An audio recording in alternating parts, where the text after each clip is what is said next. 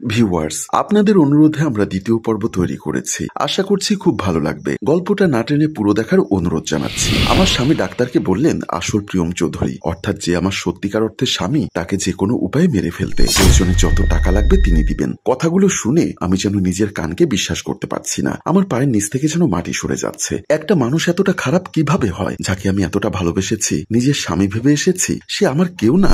নাহিদ আমার স্বামী। আসলে প্রিয়ম চৌধুরী একটা খারাপ মানুষ। সব সময় আমার দিকে কুনজরে তাকিয়েছে। সেই আমার স্বামী। আমি ছুটে নিজের রুমে চলে আসলাম। রুমে এসে ফোন করলাম আমার মাকে। মা জানতে চাইলো আমার স্বামী কেমন আছে। আমি নিজের মুখ টিপে কাঁদছি। কি উত্তর দিব নিজেও জানি না। শুধু মাকে বললাম, বাবার ভুলের মাসুল আর কত দেব আমরা? মা নিশ্চুপ হয়ে রইল। কিছুটা আঁচ করলো। আমাকে প্রশ্ন করলো, কিছু কি হয়েছে? আজ হঠাৎ কেন এমন কথা বলছিস তুই? আমি কোনো উত্তর না দিয়েই ফোনটা কেটে দিলাম। ডাক্তার চলে গেলে উনি এসে আমার রুমের দরজা নক করলেন। আমি উঠে গিয়ে দরজা খুলতেই একটা ওষুধের পাতা আমার হাতে তুলে দিলেন। তারপর বললেন, 2 ঘন্টা পর পর এর থেকে একটা করে ট্যাবলেট নাহিদকে খাওয়াতেই হবে, তাহলে তাড়াতাড়ি নাহিদ সুস্থ হয়ে উঠবে। আমি ওনার মুখের দিকে তাকালাম না। কেন জানি আজ একটু সম্মান করতে ইচ্ছা করছে না এই মানুষটাকে আমার, যাকে এতটা ভালোবেসে বিশ্বাস করেছিলাম। সেই মানুষটাই যে মিথ্যা, তার পরিচয়টাই যে মিথ্যা। আমাকে থুতনিতে হাত রেখে নরম গলায় বললেন, কি বলেছিলাম মনে নেই তোমার? যাও নাহিদের রুমে, নাহিদকে সেবা দিয়ে সুস্থ করে তুলবে তুমি। তারপর আমার উদ্দেশ্য সফল হলেই আমার রুমে আসবে। কথাটা বলে আমার হাত ধরে আসল প্রিয়ম চৌধুরী রুমের দিকে নিয়ে গেল।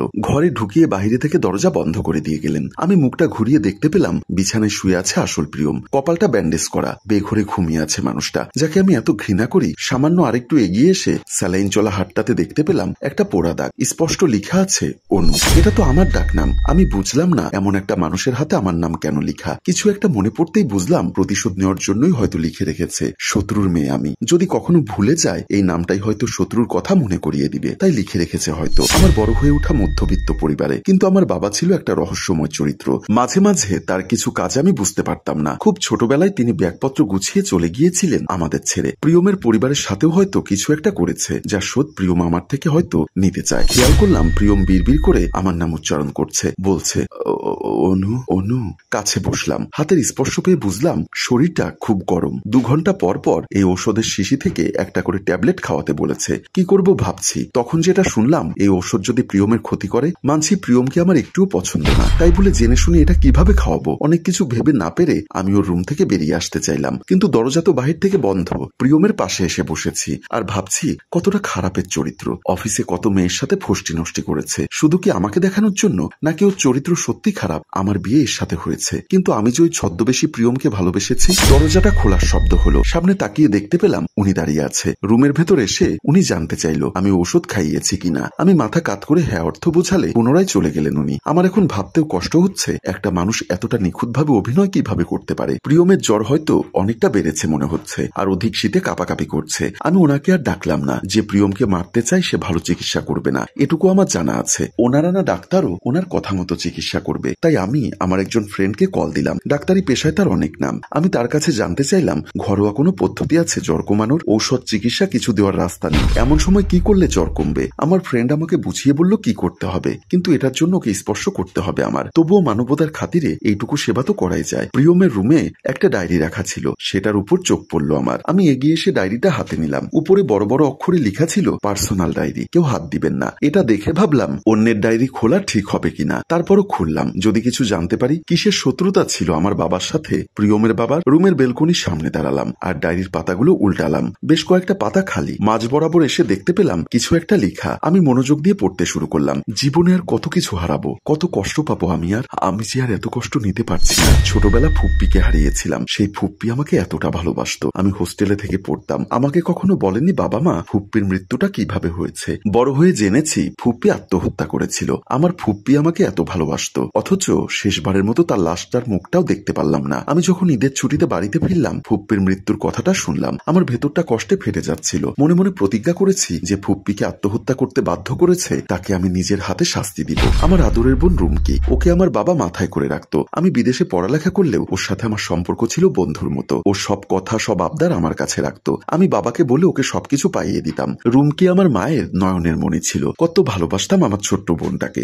একদিন এক জানোয়ার আমার বোকা বোনটাকে নিজের প্রেমের ফাঁদে ফেলে ও সর্বনাশ করেছে। ওর সাথে গোপনে কাটানো কিছু মুহূর্তের ভিডিও করে বাবার ফোনে পাঠিয়ে দিয়েছে। বাবা ওকে কিচ্ছু বলেনি। গোপনে জানোয়ারটাকে টাকা দিত বাবা। আমি লেখাগুলো পড়ে প্রিয়মের অবস্থায় কাঁদছি নিজের অজান্তেই। ওর মনে এত কষ্ট। আবার পড়তে শুরু করলাম। শুধু আমাকে বাবা বলেছিল আমি যেন ওকে বোঝাই আমার বোনকে জানোয়ারটার থেকে দূরে থাকতে। চেয়েছিলাম জানোয়ারটাকে নিজের হাতে খুন করব, কিন্তু বাবা আমাকে শান্ত হতে বলল। বোনের জন্য নিজের রাগ কন্ট্রোল করে বোনকে ঠিক পথটা দেখিয়ে দিয়ে বললাম। আমার মন ও মস্তিষ্ক কাজ করছিল না। একদিকে বাবার কাছে ফুপ্পির মৃত্যুর সত্যটা জানতে পারলাম, অন্যদিকে আমার আদরের বোনটার সাথে ঘটা এত বড় একটা সত্য। আমি পাগলের মতো কাটাচ্ছিলাম। এবার প্রিয়মের লেখাগুলো পড়ে যেন দৃশ্যগুলো আমার চোখে ভেসে উঠল।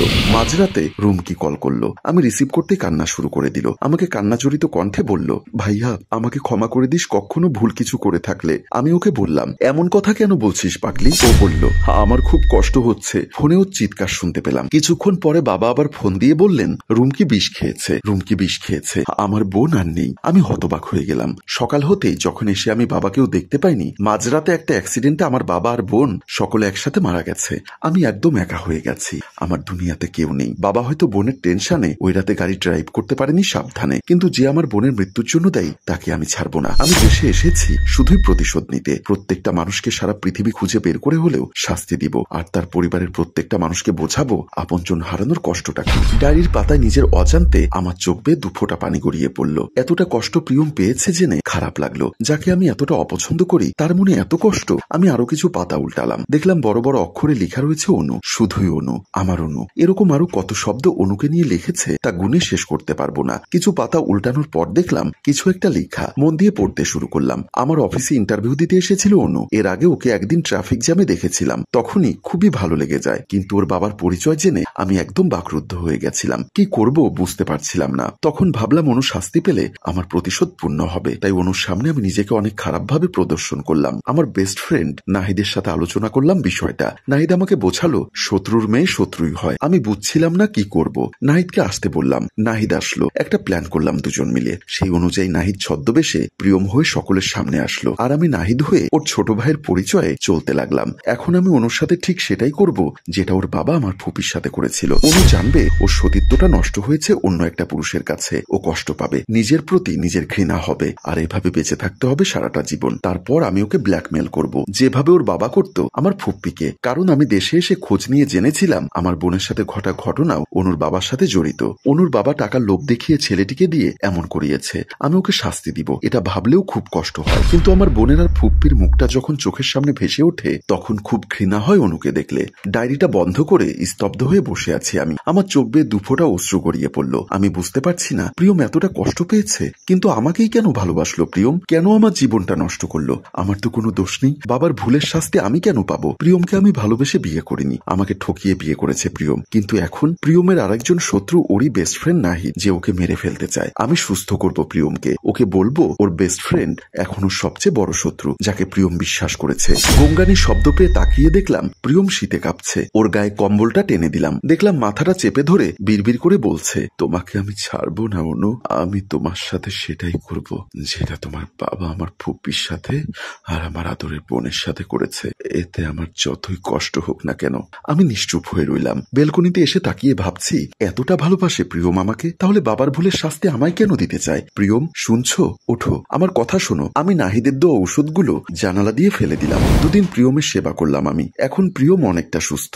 কপালের ব্যান্ডেজটা খুলে দিয়ে প্রিয়মের পাশে বসলাম। প্রিয়মকে বললাম, আমি কিছু বলতে চাই আপনাকে। প্রিয়ম আমার কোনো কথা শুনতে চাইলো না। আমার সাথে আগের মতোই খারাপ ভাবে কথা বলতে লাগলো। আমার হাত টেনে ধরে খারাপ নজরে তাকালো আমার দিকে। আমি সাহস করে বললাম বাবার কথা। শুনতে না চাইলেও জোর করে শোনালাম। প্রিয়মকে বললাম, আমার নতুন মা মারা যাবার পর থেকে বাবার সাথে আমার কোনো যোগাযোগ নেই। ওই দিনটার পর থেকে আমি আমার মায়ের কাছে থাকি। বাবা কোথায় থেকেছে কি করেছে আমি জানি না। প্রিয়ম আমাকে জিজ্ঞাসা করলো, এসব আমাকে কেন বলছো? আমি বললাম, ডায়েরিটা পড়ে ফেলেছি আমি। যা শুনে প্রিয়ম খুব রেগে গেল। কি, আমাকে না বলে আমার ডায়েরি ধরেছ? আমি প্রিয়মকে শান্ত হতে বললাম। ডায়েরিটা না পড়লে সত্যটা আমি জানতাম না, আর বুঝতেও পারতাম না। বরঞ্চ আপনি খুব কষ্ট পেতেন যখন জানতেন যাকে ভালোবাসেন তাকে বিনা অপরাধে কষ্ট দিয়েছেন। এটুকু বলতেই নাহিদ সেখানে চলে আসলো। প্রিয়মকে বলল, ভালোবাসাতে অন্ধ হবি না, ওটা হচ্ছে ওর আর এক নাটক, তোকে হাত করতে চাচ্ছে ও। আমি প্রিয়মকে তখনই নাহিদের কথা বললাম। নাহিদ কিভাবে প্রিয়মকে মেরে ফেলার প্ল্যান করেছিল। আপনার বন্ধু আপনাকে মেরে ফেলে আপনার সব সম্পত্তি ভোগ করতে চায়। ভুল ঔষধ খাইয়ে মেরে ফেলতে চেয়েছিল আমার হাতে। কিন্তু নাহিদের কথাটা শোনার পর প্রিয়ম উল্টো আমার উপরে রেগে গেল।